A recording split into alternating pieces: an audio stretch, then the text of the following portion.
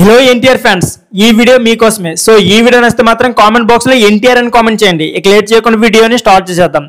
Young tiger NTR నుంచి రాబోయే most awaited movie Devara. Nandamuri fans అయితే ఈ సినిమా కోసం చాలా కాలంగా వెయిట్ చేస్తున్న విషయం మన అందరికీ తెలిసిందే.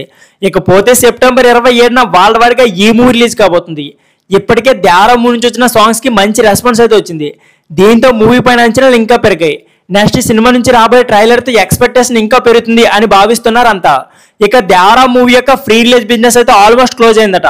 వరల్డ్ వైడ్ గా ఈ చిత్రంలో థియేట్రికల్ మరియు నాన్ థియేటర్ బిజినెస్ కలిపి 350 కోట్ల వరకు వ్యాపారం జరిగిందట. ఇక ఆర్ఆర్ఆర్ తర్వాత ఎన్టీఆర్ కెరీర్ లోనే హైయెస్ట్ బిజినెస్ జరిగిన చిత్రంగా దేవరా ఉంది.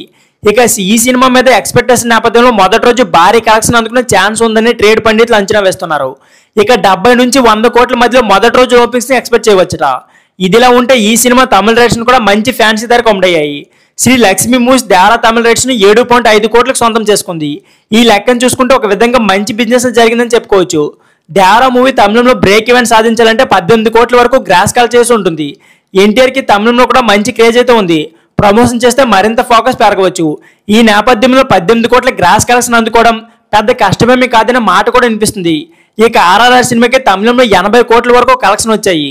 ఈ సినిమా తర్వాత తారక్కి తమిళం సర్కిల్లో మంచి ఇమేజ్ అయితే పెరిగింది. అక్కడ చాలా మంది మేకర్స్ మరియు హీరోస్ దేవరా సినిమాని ప్రమోట్ చేసే ఛాన్స్ కూడా ఉంది. ముఖ్యంగా అనిరుద్ ద్వారా కోలీవుడ్ నుంచి మంచి బూస్ట్ రావాల్సి ఉంది.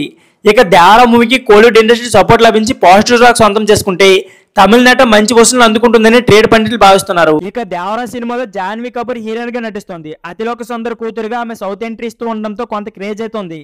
ఇకపోతే సైఫ్ అలీ ఖాన్ ఈ చిత్రంలో పవర్ఫుల్ విలన్ గా నటించబోతున్నారు.